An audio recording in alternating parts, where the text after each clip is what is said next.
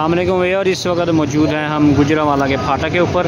ये ट्रेन की लाइट नज़र आना स्टार्ट हो गई है और ये फाटक मुकम्मल तौर पर बंद है।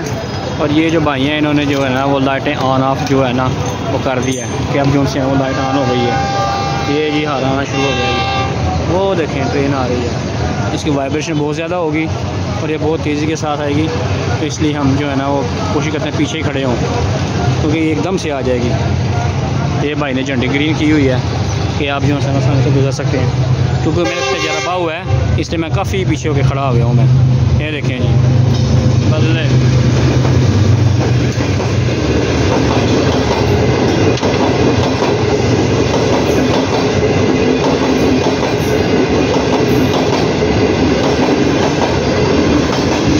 यही भाई ने चाबी ली है, ये फाटक खोलने लगे हैं।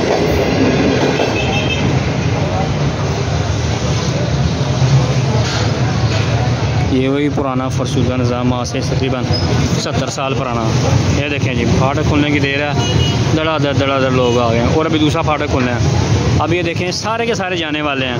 अब आने वालों कहाँ से आना है और जाने वालों कहाँ से जाना है ये आपने खुद ही डिसाइड करना है। अल्लाह ये देखें जी खिचड़ी पक गई, ये लो मिक्स हो गया, सारा काम मिक्स हो गया जी।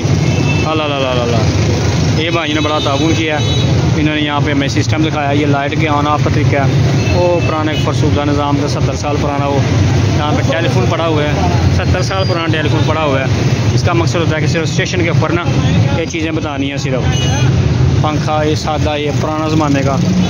और इन्होंने बताया कि जब यहाँ पे कॉल आती है तो बताते हैं कि आगे से जो है ना वो हमने क्या करना है, क्या स्टेशन करना है हमने। ये पटरी सिस्टम है पुराना और ये जा रही है। अब दूसरी ट्रेन के लिए कॉल आई थी और उन्होंने कहा था कि जो है ना वो दूसरी ट्रेन आएगी लेकिन उससे पहले आपने थोड़ा खोल देना है। वो अंदर 2 लाइटें पड़ी हुई हैं पुराने ज़माने की। और ये रश देख लें फाटक खुलने के बाद, आज भी हम किस एज पे खड़े हुए हैं।